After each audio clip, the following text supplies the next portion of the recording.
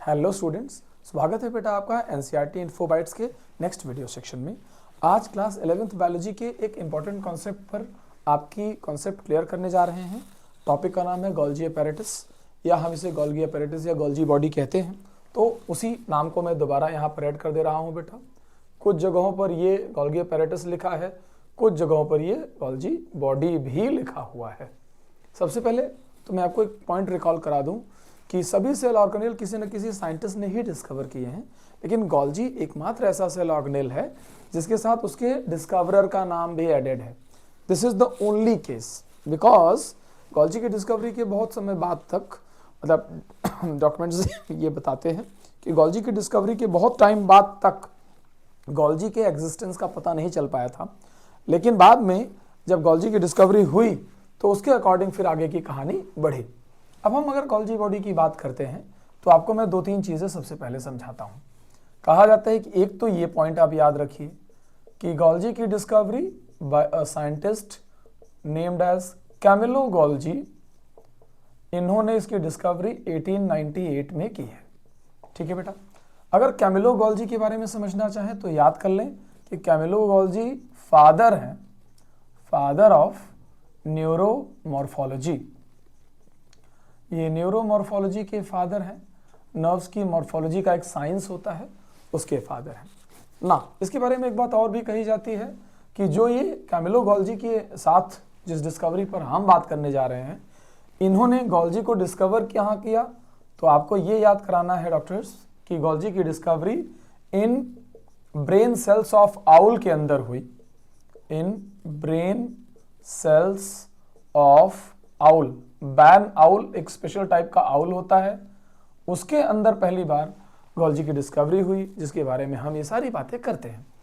Golgi body पर जब हम बात करते हैं तो हम सबसे पहले बात करते हैं कि गोल्गी में कंपोनेंट्स क्या क्या हैं, गोल्गी किन चीज़ों से मिलकर बना है। तो याद रखिए कि गोल्गी में 4 बेसिक कंपोनेंट्स पाए जाते हैं। सबसे पहले गोल्गी में पाया जाता है सिस्टर्नी, तो गोल्गी में सबसे पहले सिस्टर्नी है। इसके अलावा गोल्गी में वेसिकल है, इसके अलावा गोल्जियन वैक्यूल है, इसके अलावा ट्यूब्यूल्स है। अगर मैं आपसे एग्जैक्टली बोलूं तो गोल्गी के जो सिस्टर्नी होते हैं वो इस तरीके के नॉन कनेक्टेड स्ट्रक्चर्स हैं जिनका नंबर 3 to 20 होता है। वेसिकल्स इस तरीके की छोटी बॉडीज को कहते हैं। वैक्यूल्स जो होते हैं वो थोड़े बड़े स्टोरेज बॉडीज हैं।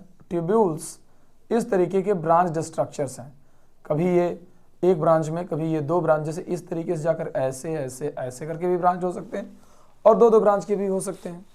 वेसिकल में थोड़ा मैं एडिशनल इंफॉर्मेशन देना चाहूँगा। गोल्गी 2 तरीके के वेसिकल्स को बनाती है। One is called as smooth coated and another one is called as rough coated. Let me remind you कि अगर आप कभी अपने घर पर किसी चीज़ को ऑर्डर करते हैं ऑनलाइन पोर्टल से, तो आपको याद होगा कि जब ये लोकल वेंडर के थ्रू डिलीवर होता है तो इसकी पैकेजिंग बहुत अच्छे से नहीं होती, ये ऐसा लूज पैकेट्स में पैक करके भेज दिया जाता है। But when you order it from some external vendor या कहीं इंटरनेशनल सप्लायर से अगर आप इसे मंगाएं तो इसकी पैकिंग वो बहुत अच्छे से करते हैं। तो जानते रहिए कि गोल्गी से भी 2 तरीके के 2 टाइप के वेसिकल्स बनते हैं, एक स्मूथ कोटेड और एक रफ कोटेड। जो रफ कोटेड वेसिकल हैं वो यूज्ड विद इन सेल होते हैं बेटा, यानी इनके अंदर के प्रोटीन सेल के अंदर ही यूज हो जाते हैं। और ये जो स्मूथ कोटेड हैं ये for transport to other cells हैं, यानी इनके प्रोटीन्स दूसरी सेल्स में भी ट्रांसपोर्ट किए जाते हैं। ये बात भी आप जानते रहिए। सेकेंड थिंग, आपको एक ज़रूरी चीज़ और भी बतानी है कि गोल्गी के जो कंपोनेंट्स हैं इनमें सिस्टर्नी का साइज एनसीईआरटी में मेंशन है, जो कि 0.5 to 1 माइक्रोमीटर है। अगर हम डायमीटर वाइज देखें तो ये भी आपको स्पेशली याद करना है। गोल्गी की पोजीशंस को लेकर के पॉइंट्स मेंशन है कि गोल्गी की जो पोजीशन है बेटा वो नियर न्यूक्लियस है, नियर न्यूक्लियस है। लिखा है कि गोल्गी की पोजीशन तो न्यूक्लियस के पास है, लेकिन एक पॉइंट और लिखा है जो बच्चों को कई बार कंफ्यूज कर देता है कि Golgi is functionally associated with associated with ER। Golgi functionally किसके साथ एसोसिएटेड है? एंडोप्लाज्मिक रेटिकुलम के साथ। हम अपने अगले वीडियो में एंडोप्लाज्मिक रेटिकुलम के फंक्शंस और बाकी सारी चीज़ों पर भी बात कर सकेंगे। Functionally associated with ER, that is why ये कहा जाता है कि जो गोल्जी की पोजीशन है वो प्रॉक्सिमिटी ऑफ ER होती है। प्रॉक्सिमिटी ऑफ ER में हम गोल्जी की पोजीशन पर बात करते हैं। यहां मैंने लिख दिया है कि अगर पोजीशन ऑफ गोल्जी कोई और पूछे तो आप बोल सकते हैं कि न्यूक्लियस के पास तो रहता ही है, बट फंक्शनली वो किसके एसोसिएशन में रहता है? एंडोप्लाज्मिक रेटिकुलम के एसोसिएशन में रहता है। फिर थोड़ा बातचीत और आगे बढ़ती है। गोल्जी के बारे में जो 2-3 बड़ी इंपॉर्टेंट बातें हैं वो भी सुनिए। फोरमोस्ट ऐसा कहा जाता है कि गोल्जी की स्ट्रक्चर थोड़ी यूनिक है। जैसे मान लीजिए मैंने आपसे कहा कि गोल्जी में इस तरीके का स्ट्रक्चर मैंने और आपने एक बार देख लिया, ऐसे ऐसे, तो जानते रहिए कि गोल्जी में 2 फेसेस होते हैं। वन इज कॉल्ड एज, ये जो एक फेस है जिसको आप बोलते हैं कॉन्वेक्स, करेक्ट बात है। तो कॉन्वेक्स फेस को सिस बोला जाता है और इसी को फॉर्मिंग फेस बोला जाता है, और ये फेस न्यूक्लियस की तरफ होता है, that is why it is called as an face. अब जब दूसरी तरफ हम जाते हैं बेटा, तो ये जो फेस है that is called as concave, इसे ट्रांस बोलते हैं, इसे मैच्योरिंग बोलते हैं, और इसे पी फेस बोलते हैं बिकॉज ये प्लाज्मा मेम्ब्रेन की ओर फेस्ड है, दैट इज वाई ये पॉइंट्स। अब कहा जाता है कि गोल्जी के ये दोनों ही face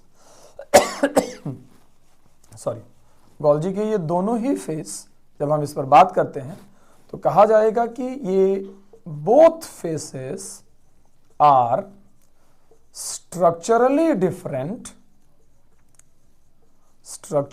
different but functionally associated या रिलेटेड, बट फंक्शनली, अगर मैं एनसीईआरटी का वर्ड बताऊं तो इंटरकनेक्टेड लिखा है। क्या लिखा है? स्ट्रक्चरली डिफरेंट है बट फंक्शनली ये इंटरकनेक्टेड होते हैं, क्योंकि यहां से चीजें रिसीव होती हैं। ये देखिए ER यहां से मटेरियल बना कर इन्हें भेजता है और ये यहां से उसे पैक कर करके भेजते हैं। इसीलिए गोल्जी के जब फंक्शन की बात आती है तो बड़े इंपॉर्टेंट फंक्शंस हैं गोल्जी के। पहला कहा जाता है Golgi packaging and intracellular transport इस काम में रहता है, पैकेजिंग एंड इंट्रासेलुलर ट्रांसपोर्ट के काम में। और बेसिक बात बताऊं, गोल्जी का ये फंक्शन तो है, form primary lysosome, Golgi primary lysosome भी बनाता है।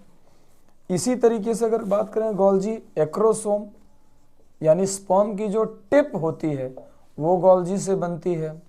इसी तरीके से बात करें तो ग्लाइकोप्रोटीन, 2 टर्म ध्यान से सुनिए, ग्लाइकोप्रोटीन एंड ग्लाइकोलिपिड फॉर्मेशन, ये दोनों काम गोल्जी करता है। ग्लाइकोप्रोटीन और ग्लाइकोलिपिड ये दोनों ही कंपोनेंट हैं प्लाज्मा मेम्ब्रेन के। तो ग्लाइकोप्रोटीन के बनने की प्रोसेस ग्लाइकोसाइलेशन कहलाती है डॉक्टर्स, और ग्लाइकोलिपिड के बनने की प्रोसेस ग्लाइकोसाइडेशन कहलाती है।